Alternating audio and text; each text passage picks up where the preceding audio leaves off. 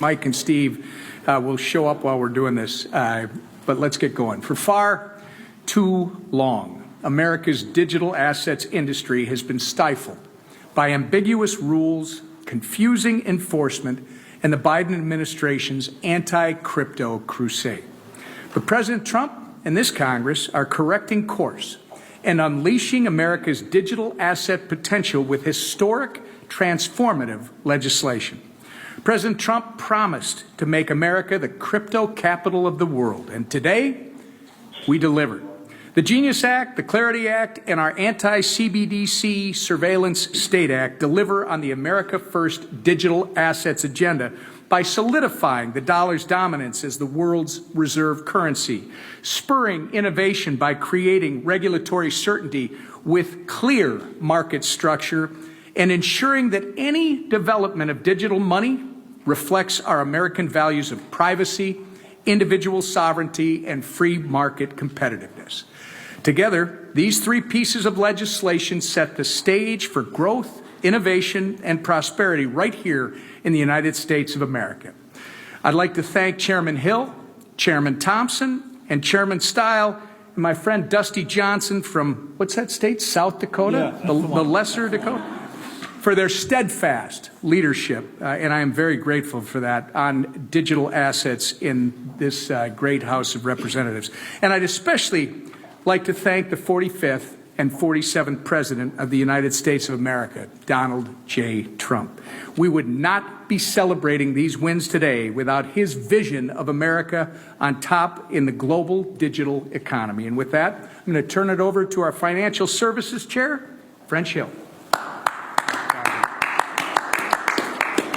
There's a old expression in venture capital, which is that the average overnight success takes 10 years.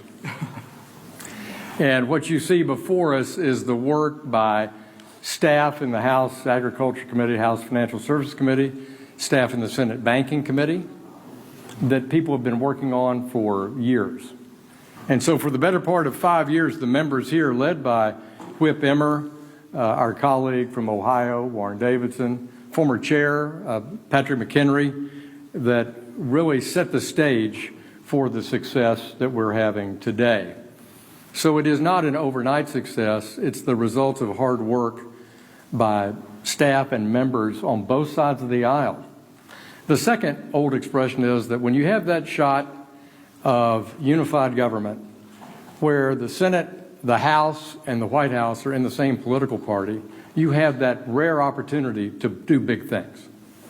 And this also is successful because, as Whip Emmer said, of the exceptional leadership from President Trump that wants fintech, digital asset innovation here at home as a part of his strategy to make America great again by bringing capital back here, pursuing innovation here, and leading in digital payments, just as we have for decades in global capital markets and in finance generally. So I have to say we're off to a really great start. And what an amazing set of partners I have with Brian Stile and Dusty Johnson and GT. And I want to say thank you from the bottom of my heart of what a great partnership it's been. And to my friends over in the Senate, thanks for doing some work. We're so grateful to Tim Scott as the new dynamic leader of the Senate Banking Committee, and my home state Senator John Boozman, the new chairman of the Senate Agriculture Committee. They've been great partners. And bringing Genius over from the Senate, passing it in the House overwhelmingly today, 308 votes. Mm-hmm. And on Clarity, 294 votes. I think the doubters around here, maybe some in this room, need to go back and check your premises of not betting against the team you have up here and the team led by Mike Johnson and Steve Scalise that are going to join us. So I want to thank the Senate, thank my friend from college, Bill Hagerty, for putting together a great bill, finding 68 senators to vote for it. It's hard for the press corps to write the numbers, 6-8 for a vote in the Senate. So Bill delivered, and we have partnered with him to deliver here in the House, and now tomorrow, President Trump gets to sign into law his first of several bills to come that will help make America an incredible leader globally in digital assets. And with that, let me call on my good friend, my partner, my fellow Eagle Scout, G.T. Thompson, Chairman of the Ag Committee. Thanks, Ron. Hey, well, good afternoon and happy Crypto Day. Now, what a way to celebrate passing 3 great crypto bills out of the House of Representatives. And I love it because, you know, the naysayers, the folks that look at our numbers, you know, that place odds, that we're just not going to be able to get anything done. We have proved them wrong over and over and over. And Mr. Whip, we're not done yet, right? We got a long ways to go, but what a great success today. A success for America. You know, America was in the driver's seat and is known for Internet or Web 1.0, the Internet of knowledge. And then came along Internet 2.0, the Internet of things. And of course, you know, that's America. We were at the epicenter of that within the world. But the question was, who was going to have control and have be the center of Web 3.0, the Internet of value? And the competition was steep. It was great.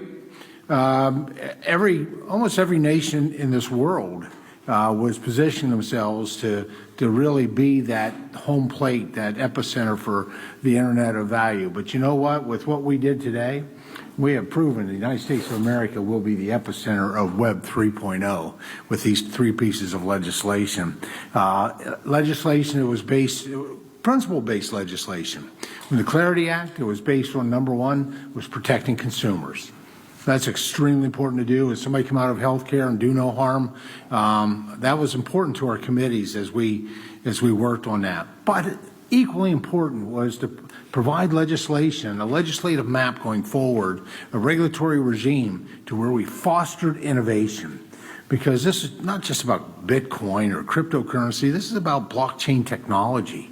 And it's hard, I mean, we can't even imagine, we know what we can do today, but it's hard to imagine what we can do tomorrow over the horizon. But we can do that now with a framework like we've passed today. What a great team to work with, you know, French Hill and Dusty Johnson, Brian Stile, our Speaker, Leader, Whip, and our Democratic colleagues. My thanks on the Agriculture Committee to my ranking member, my agriculture partner, Angie Craig, and Dawn Davis, who was really at the tip of the spear with the subcommittee serving with Dusty, did a great job. But, you know, we're celebrating right now, but we're not resting.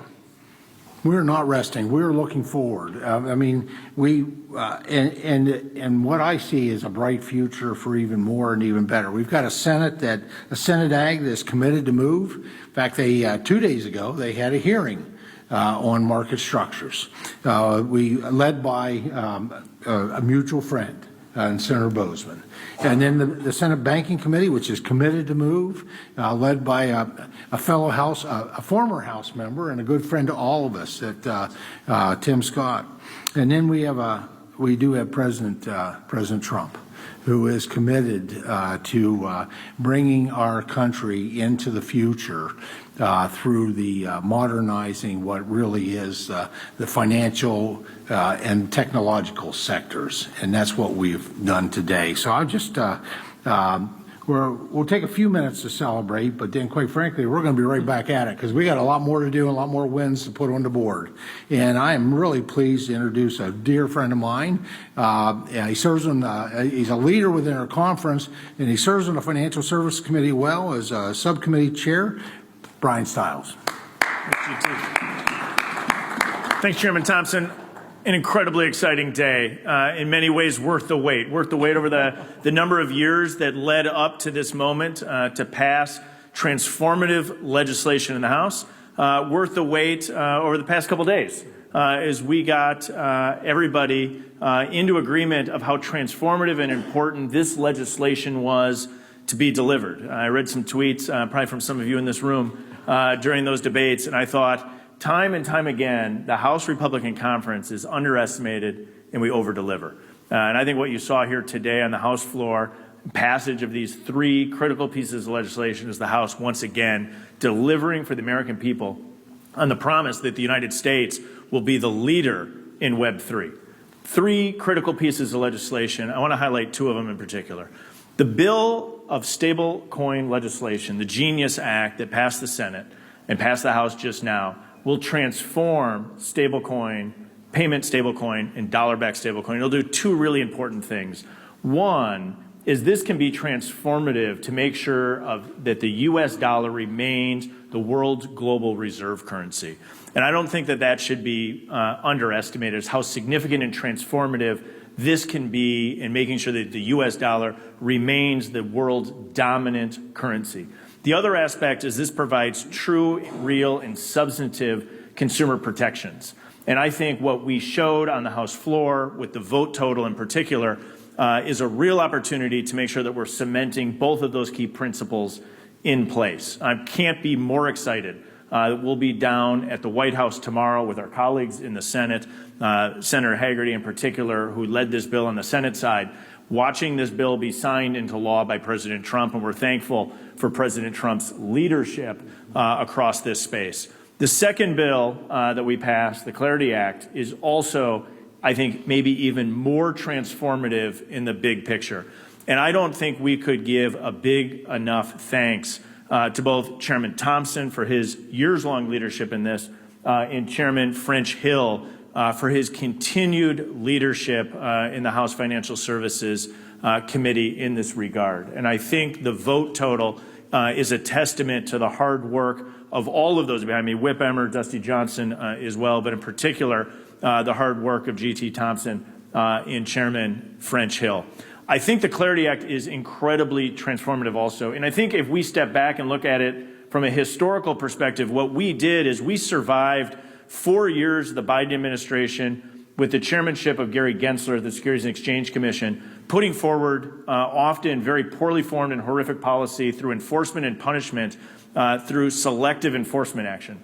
What this does is provides a framework with which I believe we will unleash American energy capital and human capital investment so that we're building the next wave of Web3 companies and Web3 technology here in the United States of America. And so I think this is a transformative moment. I could not be more excited for the totals that we put on the board. And I think the totals that we put on the board, specifically as it relates to Clarity, is a massive statement of the energy that exists in the House of Representatives, that exists in the United States, and it's a call on the United States Senate to pick up this legislation and move quickly, because time is of the essence that the United States maintains its lead in tech dominance, and the Senate moving on this legislation quickly is absolutely essential. So it's a day of celebration. We're back to work, as Chairman Thompson said, and now I have a great honor of introducing truly one of my good friends, Subcommittee Chairman Dusty Johnson from the state of South Dakota. There are plenty of lousy days in Washington, D.C., but today is a great day. It's a great day for innovation, for bipartisanship, and for American leadership. History doesn't repeat itself, but it does rhyme. And before I came to Congress, I was in the broadband industry. And the 1996 Telecom Act, it provided the rules of the road that were needed to unlock the internet era. And that was a watershed victory for our country. Ladies and gentlemen, here we are again. The Clarity Act, along with Genius and anti-CBDC, give us those regulatory rules of the road that are necessary for us to unlock this new watershed victory for America, so that we can capture the kind of innovation and consumer protection and investment that all of my colleagues have been talking about. This is a great day. I want to close with a few notes of thanks. And it's interesting, right, that we've all seen in D.C., the politicians, it's always me, me, me, me, me. Did you notice how every single one of these gentlemen talked at length about their partners in delivering this victory? And I want to lend my voices to their gratitude. President Trump has talked about a golden age of America, and he has pushed us to think bigger and think more optimistically about what we can accomplish in this space. Victory has 1,000 fathers and mothers, but Donald Trump is absolutely one of them. The chairman, Hill, Thompson, style, just remarkable. The early adapters, Emmer, Davidson, McHenry, the guys, the Johnny Appleseeds who brought us to this point.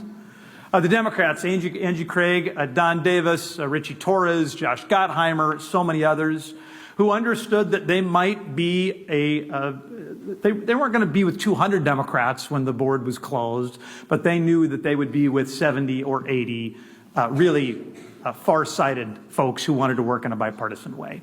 And then finally, I mean, I'm not going to mention all the staff, and it's dangerous to highlight just three, but the three that I've spent the most time with over the last 3 years, those who have taught me, who've helped me to understand the blind spots, those who have patiently provided briefing document after briefing document and legislative draft after legislative draft, and just have been willing to be pushed by me and been willing to push me.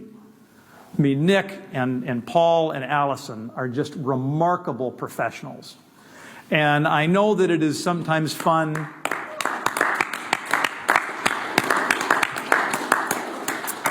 the American people are right to criticize a lot about Washington, D.C.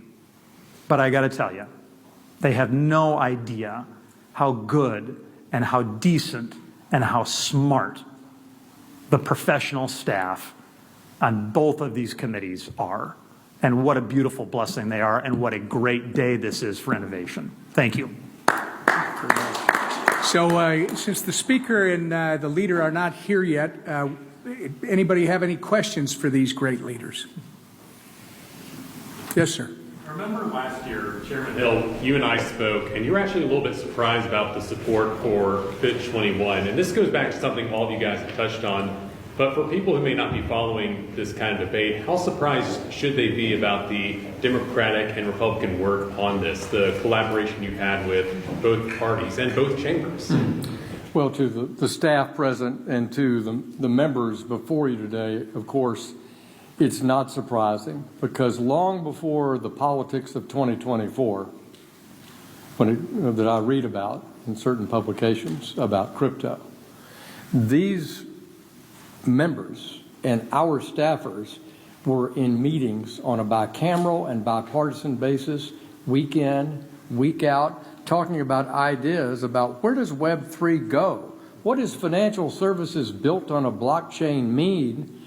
And we had hundreds of meetings, hundreds of industry participant meetings, roundtables. And I'll say the same is true for our good friends, Senators Gillibrand and Lummis, and Senator Hagerty, and many. I don't want to be in the name game, but we had that kind of work on both Senate Ag and Senate Banking and in our House.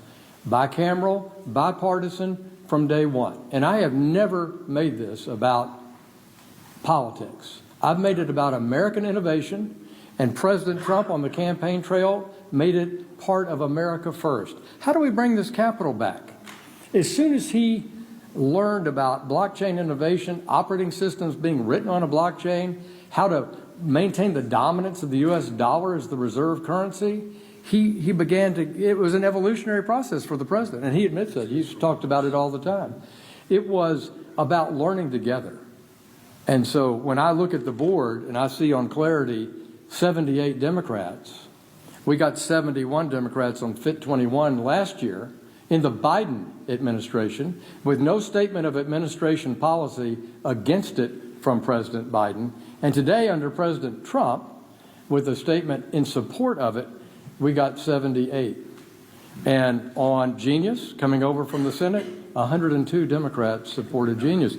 This is about bicameral, bipartisan leadership for who? For the American people and for American innovation. And I think the voters out there, the citizens out there, ought to revel when they see this. But you won't see this covered on cable news at night, because we're cherry-picking the fights between Democrats and Republicans. But every day in my decade on Capitol Hill, I've seen people just like this that we've lauded today working together to get to yes on policies that make a difference for our country. So actually, I didn't know what number to be, but I knew that my target was to beat FIT 21, and I made a bet with myself, and I won. Questions? Yeah. Mr. Stile mentioned that you want the Senate to take up market structure quickly. What is your sense of how it will fare over there? And if the Senate, after working on its bill, gets it through that chamber and overcomes a filibuster, and then says to you folks, hey, you got to take ours because we beat the filibuster, you got to do this one, how are you going to react? I'm going to defer to others on the process, but I can tell you this.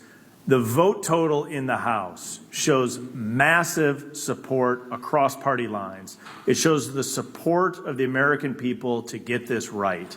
And I think it shows the energy that's here. And to me, that's a sign that the United States Senate should pick up this legislation and move quickly. I'm of the belief that this is incredibly well thought through, well drafted, and well prepared legislation. I'll let anyone else comment on the process side. That's not my expertise. Well, I'll just add, it's not a partisan issue, as Chair Hill made very clear.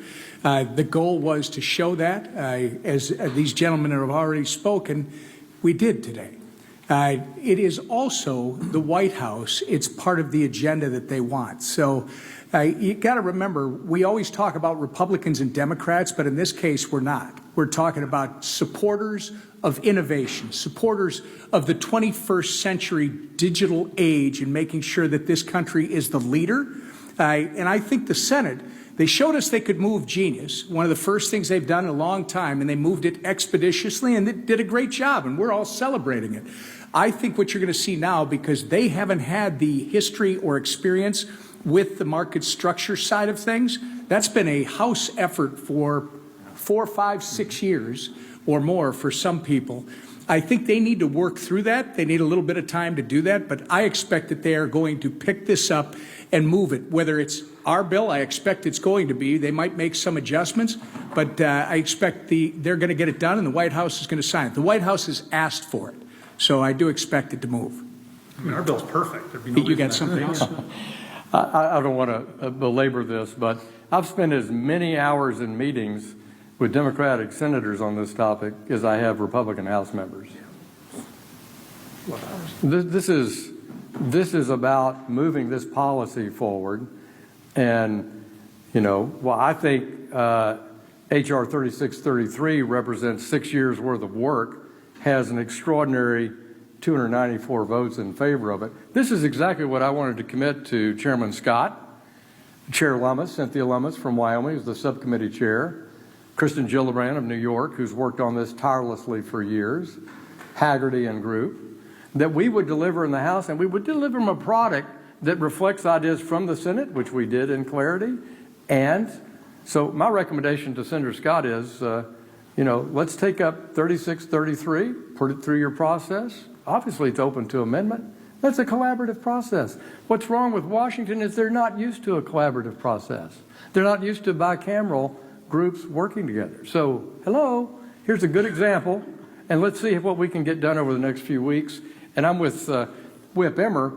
This is a goal of President Trump, and the Treasury is a part of their effort to make America great again and get our financial markets into the 21st century. And I have every confidence that we'll work together. You want to add to that? Speak from an ag proposal. Well, I guess I will belabor the point. Yeah, do it. Yeah. Well, I think French actually hit on my first point. Is that's about we didn't write this in a vacuum. We wrote this in a tripartisan way. Even beyond that, I guess, in a bicameral way. We worked with Republicans, we worked with Democrats, we worked with the industry, key stakeholders, folks that would be impacted or who are impacted in this digital asset ecosystem. Everybody was welcome to the table and has been going back on the agriculture side at least 7 years. Shout out to former Agriculture Chairman Mike Conaway, who really took the tip of the spear on this during his tenure as chairman of the House Agriculture Committee. And so this is not new to the members of the U.S. Senate. We've had members of the U.S. Senate write really good, nice things about the Clarity Act when it was pending.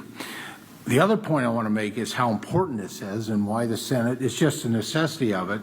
We help to refine the Genius Act.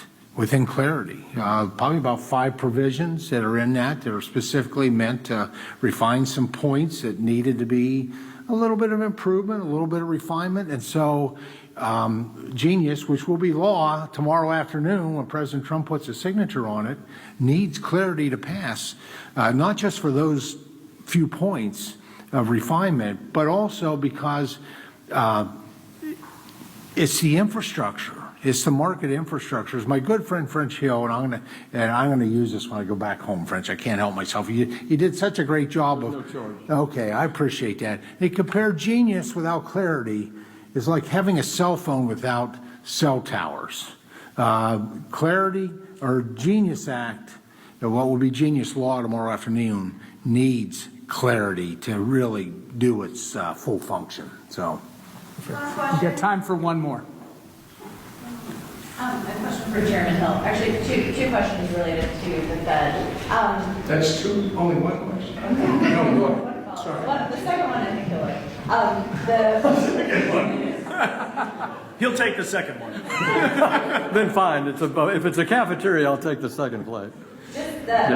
First of all, the president said yesterday that he would only fire Jerome Powell for cause. Do you think there's any circumstance in which the president could and should fire the Fed chair? As I've said many times, and I'm quoting President Trump and I'm quoting Treasury Secretary Bessent, he's not going to fire Jay Powell, and I don't believe he can fire Jay Powell. Jay Powell's term is up as chairman next spring. President Trump also has a vacancy coming up earlier in the winter that he can add a governor, and I think that's the bottom line. Any concerns about the rhetoric against Jay Powell, what that is doing to the markets? Well, I would be happy to meet with you offline and walk you through Lyndon Johnson's audio tapes from the Oval Office, or Richard Nixon's berating of Arthur Burns, or Ronald Reagan dragging Alan Greenspan into the office and sitting there silently while Jim Baker berates him, but I won't go through that historic premise. Having an independent monetary and an independent Fed created in 1913 by Congress does not mean the organization is not subject to criticism and critique. And so I think that's been a part of American history, certainly since the Truman administration.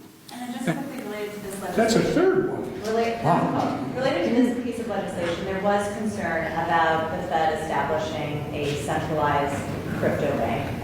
Those concerns have obviously been voiced. How real is that kind of situation? Is that something that you are concerned about? Well, I do believe Article 1, as I said on the House floor today, governs how the money is issued and the value of that money, and it's an Article 1 power.